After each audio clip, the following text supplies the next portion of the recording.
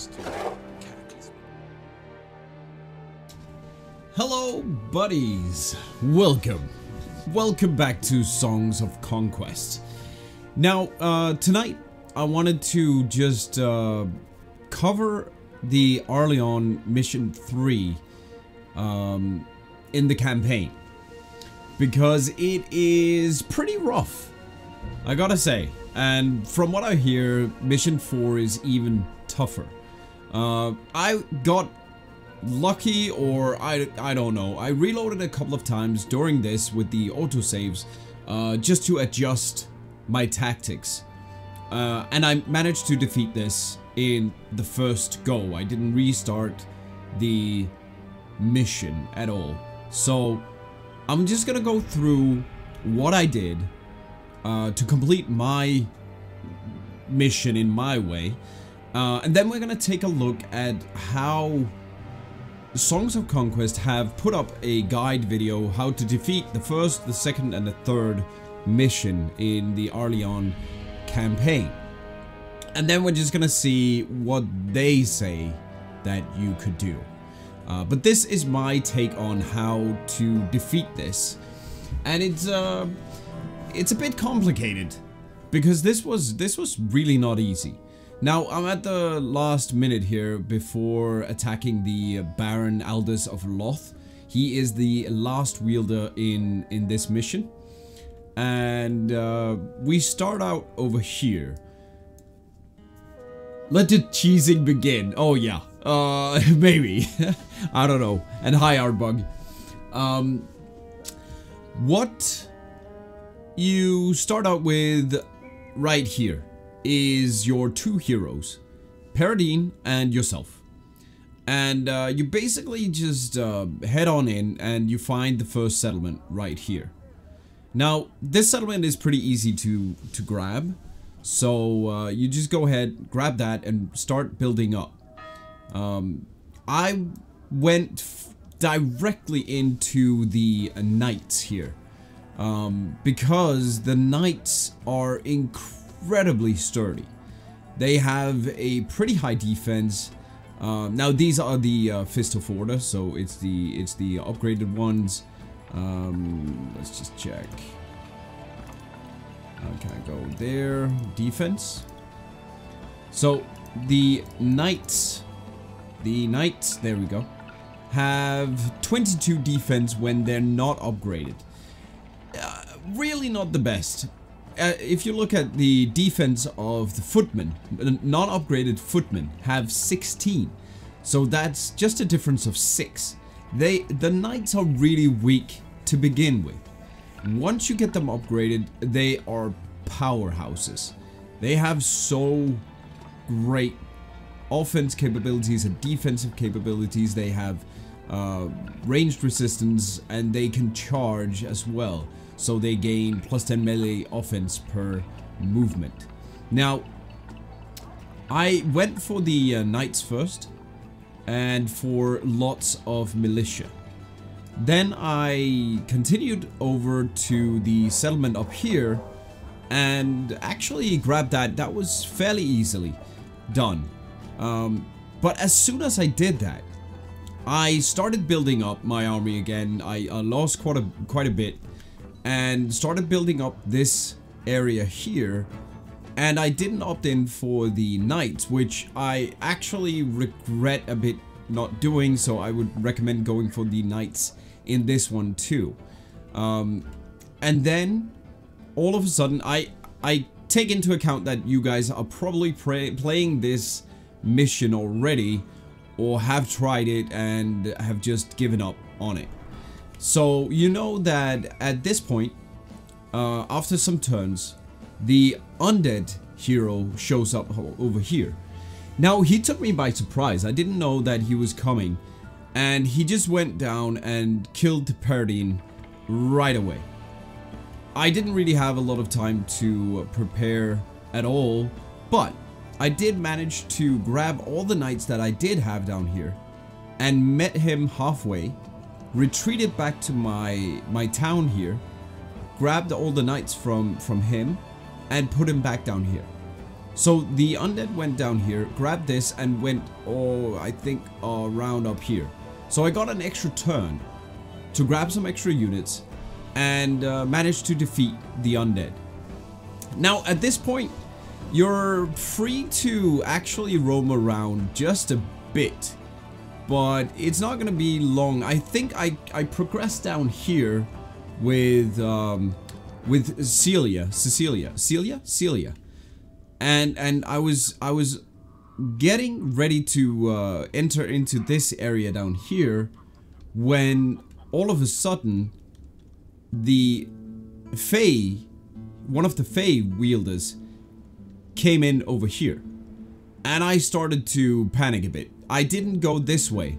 I think a lot of people went this way, and if you do, you get caught right in the middle of this guy coming in, and he is a lot more powerful, a lot stronger than the undead and the first hero, but he's manageable.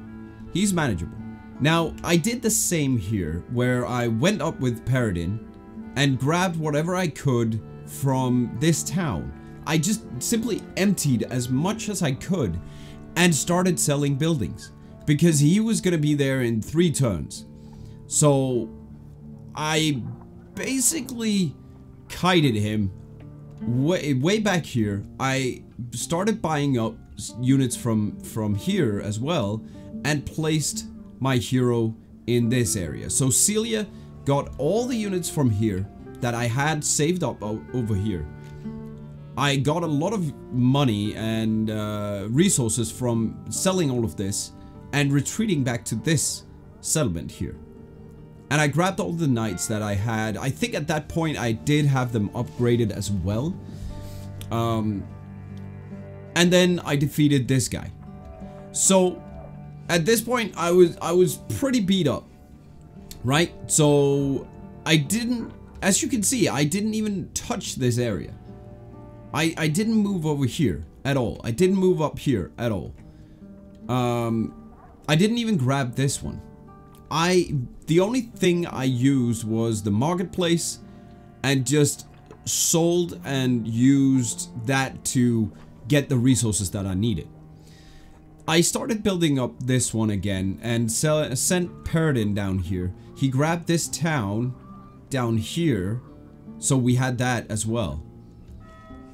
And suddenly, this was where I lost the first time. Suddenly, the Fae Queen or something shows up here. And she is one powerful lady. You do not want to fight her. I thought I was ready down here and I stayed in the town. I was not ready. So instead I started thinking, oh, I can do the same tactics as before, and I think she made it to here when I decided to buy up everything, sell all my buildings and retreat back to this place. Then I did the same here, bought everything and retreated down here to this place. I continued on with my main character after I had this here, because I didn't really have a lot of buildings here. You don't really have a lot you can do. And by chance, I fell onto this settlement. Luckily, I was able to defeat that and basically just start really quickly building this one up to get knights and your sappers. And what I also did, one thing I also did was get my research for the sappers done. So the sappers, if you do the research and lose the building, you keep the research. So it doesn't really matter that you remove the building afterwards. I got one upgrade down of the knights. I think I could have gotten one more if I was lucky enough. But I went straight for the sappers because having them at 100 just improves your offensive capabilities a lot. And then after I continued to build up here, you could actually Like, when you're down here, you could actually start kiting around to the sides here, but you could move up here, but you don't really get any time because she's coming straight for you. She will go for this settlement, and then I think she went for this settlement and for some of the items I didn't grab here. So if you're lucky, you get an extra or 2 turns. But in the end, I managed to actually build up enough to defeat her. And then I moved off to grab whatever I could here, but soon after he shows up. And then at this point you should have enough gold and units to be able to defeat this guy. This is my final army. As you can see, it's almost full. 13, 9, 4, so I'm missing a stack. But this is a decent army to defeat this. That's how I did it. So basically just run away, sell, and keep running away until you can actually face the enemy. That was what I did. Mordring, 1 full army is not enough for her. I did it.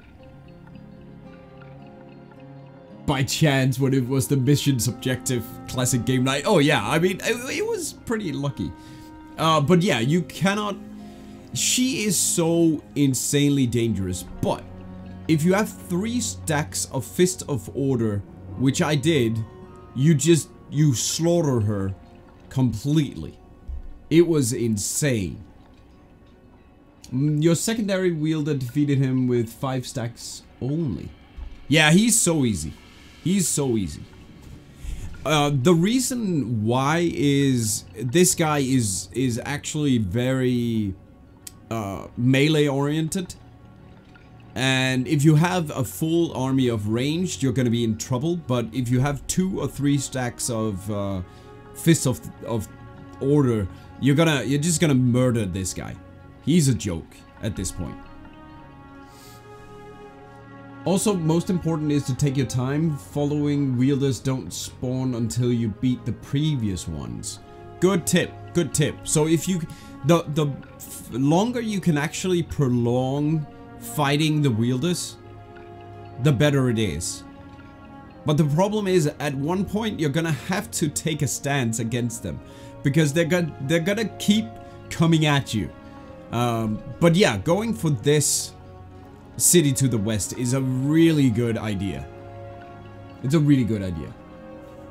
Yeah, he beelines to your main, so you can just kite him in case you're low. Yeah, you could just kite him around. I think you can actually, if you go this way around to this side, you can actually go all the way around and up here and back here, and then just kite him around this way if you're low, and then send your secondary hero to grab some of the units and meet up halfway. I didn't have to. I just went and murderized him. But this is the way I did it, and you guys might do it a different way. But juggling the settlement buildings, selling when you need to sell, instead of them taking your settlement and just leaving everything for them, I just sell everything. I don't care, because they are not gonna get anything out of it. If you sell, you get a lot of resources back. It's not that expensive to build up again. So it's a better tactics to just sell all the buildings, and you can sell all your buildings in 1 turn. There's no limit on how many buildings you can actually sell in 1 turn. So that means you can get everything back and be ready to build up another city again, and you will leave them with nothing. They have nothing in this. Do they spawn at a set timer, or do they spawn after you defeated an army? The first one spawns, yeah, around 15 or 20 turns. That undead hero is gonna come and start attacking you. After that, I think the other one comes within 5 or 6, 7 turns. 2 or 3 turns. After you defeat? Okay. So if you kite the first army, can the second army spawn? No. No. The other one only comes after you defeat one of the others. Mordring just confirmed that before.